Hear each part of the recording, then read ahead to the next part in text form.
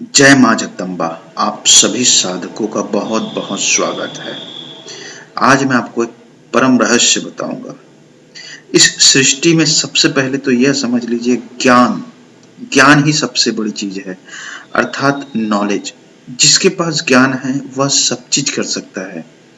अगर उदाहरण से समझे, जिस व्यक्ति के पास कार चलाने का ज्ञान है तो कार को कहीं भी चलाकर ले जा सकते। जिन्होंने कार चलाना सीखा ही नहीं है, उसे अगर आप कार दे दें तो कार के बारे में कुछ भी नहीं कर सकता। अर्थात ज्ञान प्रमाणित भी है और सिद्ध भी है।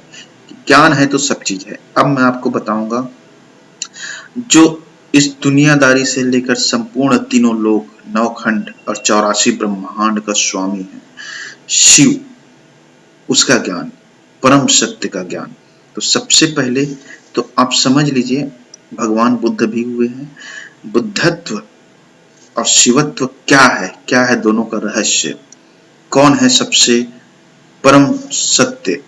तो सबसे पहले तो समझिए, भगवान बुद्ध ने अपनी बुद्धि का जो आयाम होता है 100% जिसे हम कहते हैं बुद्धत्व, उस आयाम को भगवान ने छुआ है, प्राप्त किया है, या फिर उस चीज को उन्होंने अपने अंदर समाहित किया है भगवान बुद्ध ने। और बुद्धि के 100% के प्रयोग को बुद्धत्व कहते हैं। यह परम सत्य है।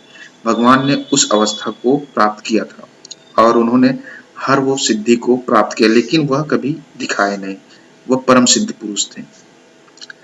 अब बात करते हैं परम महान शिवत्व की। अर्थात यह संपूर्ण सृष्टि, संपूर्ण ब्रह्मांड, चाहे 84 ब्रह्मांड की शक्ति हो, जितने भी जीव हो, 84 लाख योनि हो, जो भी चीज एक कण से लेकर ब्रह्मांड तक सिर्फ और सिर्फ शिव की सत्ता में आते हैं। इसका एक ही मालिक है, शाश्वत सत्य। सत्य की ऊर्जा, सत्य की शक्ति भगवान शिव इसका संपूर्ण मालिक है। अगर भगवान शिव को आपने भी जगा लिया है या आपने अनुभव किया है तो उसकी शक्ति आपको मिलेगी जरूर, क्योंकि उसका आशीर्वाद मिलेगा, उसको आपने प्राप्त किया है। इसे इस तरह से समझ सकते हैं, किसी व्यक्ति का कोई व्यक्ति प्यारा है तो वह व्यक्ति का वह दाहिना हाथ बन जाता है। इसी तरह अगर आपने उसे जगाया है तो भगवान शिव का दाहिना हाथ आप बन जाएंगे। सृष्टि का मालिक की कृपा आपको मिलेगी।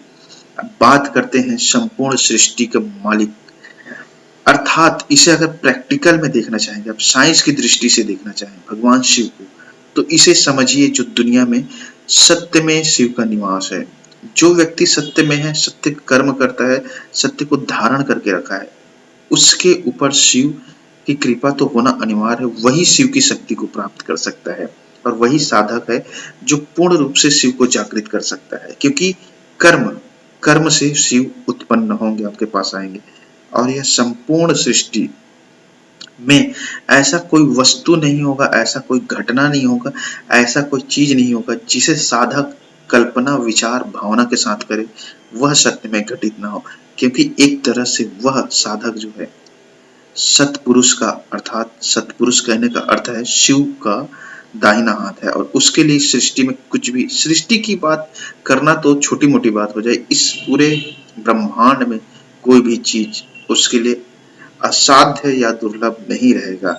यहाँ तक कि मोक्ष की प्राप्ति भी उसके लिए असंभव नहीं होगा। मोक्ष अर्थात अपनी मर्जी से शरीर को जब चाहे तब छोड़ना और अपनी मर्जी से शरीर को ब्रह्मांड में विलीन कर देना। जब इच्छा हो तब इस भूलोक में, मृत्यु लोक में फिर से आ सकता है। यह है परम शिव की शक्ति, अर्थात जिस अवस्था को महाकाल कहते हैं, जो मृत्यु से भी परे है, समय के बंधन से भी परे है, वही है परम शिव की शक्ति। अर्थात आप समझ गए होंगे कि सत्य कितना भयानक रूप में है, कितना विकराल रूप में है। इस पूरे ब्रह्मांड के कण कण में वही है और इस पूरे सृष्टि के छोटे से छोटे चीज में भी सिर्फ शिव ही विद्यमान है, अर्थात सत्य है, अर्थात ऊर्जा है। ऊर्जा, अगर साइंस इसे कहती है तो ऊर्जा बोलती है।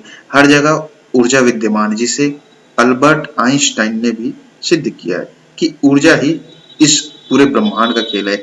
लेकिन सिर्फ ऊर्जा से समझ में नहीं आएगा किसी को भी। ऊर्जा जो है कहाँ पे निहित है, कैसे निहित है, किस तरह से कार्य करेगा, यह मायने रखता है। तो संपूर्ण सृष्टि की जो ऊर्जा है सिर्फ एक ही है, उसका केंद्र बिंदु हुआ है शिव। शिव का ही रूप है महाकाल। महाकाल से बढ़कर इस दुनिया में कोई नहीं है। इस दुनिया की तो खैर बात ही नहीं है, ब्रह्मांड की बात है। और महाकाल भी आपके कर्म के अधीन है। संपूर्ण सृष्टि में जीव जैसा कर्म करता है उसके अनुसार उसे फल दिया जाता है। अगर आपने सत्य का कर्म किया तो भगवान शिव साक्षात आपके पास आएंगे ही आएंगे, ये गारंटी है। और अगर आपका कर्म असत्य का रहा तो शुरू में अच्छा जरूर लगेगा फल, लेकिन दूरगामी परिणाम आपको दुख भोगना ही पड़ जाता है। तो परम शिव को पाने का रहस्य भी बताया हूँ, शक्ति भी बताया हूँ, संपूर्ण सृष्टि का मालिक जिसके आधार पे पूरे ब्रह्मांड चल रहा है टिका हुआ। आप अगर देखेंगे गौर से तो पूरे ब्रह्मांड में भी शक्ति निहित है अदृश्य रूप से।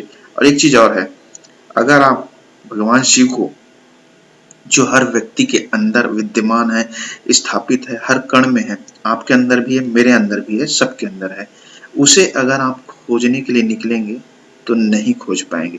शिव जो है भी और नहीं भी, विज्ञान दुनियादारी सांसारिक दृष्टि से तो आप उसे देख ही नहीं सकते। उसे देखने के लिए आत्मा की नजर जरूरी है। जो नहीं है भी नहीं, नहीं है अर्थात आप उसे देख ही नहीं सकते, और है अर्थात जब आपकी पहुंच अपने आत्मा तक हो जाएगी, आप अपने आत्मा को छू लेंगे, जागृत कर लेंगे 100%, तब परम शिव को देख सकते हैं, उस सत्य को अनुभव भी कर सकते हैं। देखना ही नहीं, अनुभव भी करना है। तब उसे आप पूर्ण रूप से जान जाएंगे कि इस ब्रह्मांड के स्वामी जो आपके सामने प्रकट हो जाएगा। और अगर आपको परम सत्य से संबंधित कोई ज्ञान चाहिए तो नंबर है। जय मां जगदम्बा।